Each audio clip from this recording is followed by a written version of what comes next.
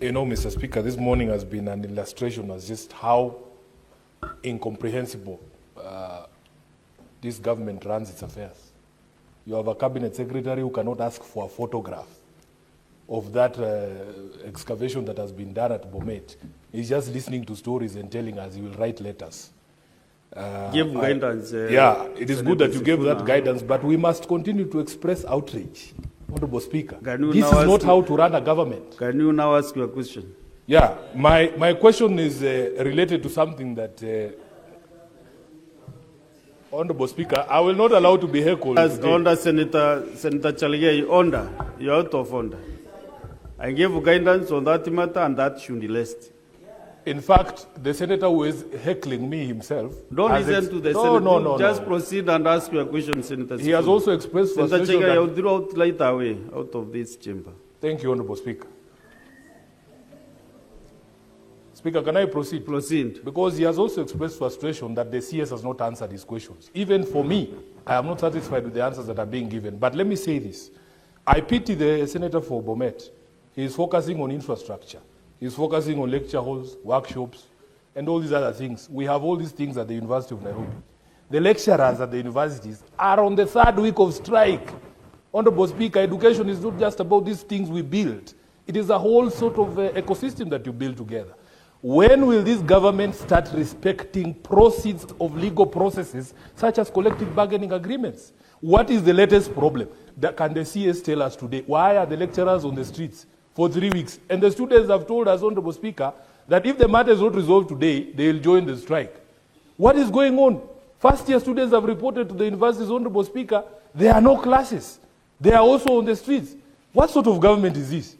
Senator Sifuna, you know I directed that we ask questions related to the primary question. You know that is a very pertinent issue, Arisi, which even can stop this house from proceeding in the afternoon. And I request even you just adjourn the house. You have those powers. We discuss that matter comprehensively. No, the CS is here. Don't protect him. Let him answer these questions from the representatives of the people. And even Senator Cherargei asked about this. These are correlated matters. Yes, proceed and let him tell us if we are safe or the students will be here. He is here. This government is overprotected by the speakers in this house. Let him answer the question. Senator Sifuna, out of order. Your Speaker, you know, I'm always very lenient with you. Now you are trying to test my coolness. So, Mr. Speaker, I'll attempt to answer those questions. On the question of infrastructure, of course, we have deficiencies in infrastructure funds, and we have a lot of uncompleted projects in our institutions. The ministry, in the Department of Higher Education alone, requires close to 9 billion to be able to complete the stalled projects. These resources are not available, and we keep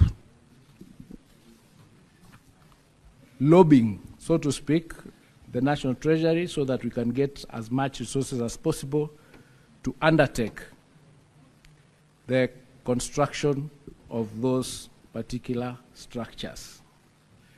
Your second question was on the strikes, and I'll answer them together with Senator Sifuna's concern.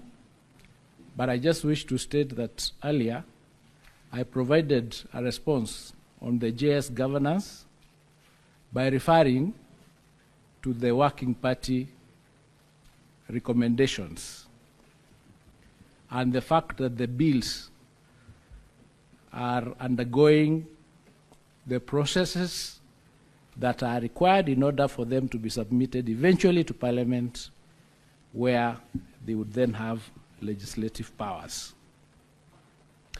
Senator Beatrice's question on the titles, we've recommended and we've requested the institutions that do not have, I'm answering that question, I'm coming to it. The institutions that do not have titles, we've recommended and requested them to work with the ministry where they have difficulties, and we will work with the Ministry of Lands to ensure that all our institutions have titles in order to protect them from land grabbing. So that is a policy. We discovered that they had some challenges, and therefore we decided to support them through the AG and also through the Ministry of Housing and Lands to ensure that each and every institution has its land titles. Now you ask why the lecturers are on strike. The lecturers are on strike precisely because of 3 different issues arising from 3 different CBAs. The first issue was the CBA of 2021-2025, for which they went on strike last year, and we had a negotiation and a return to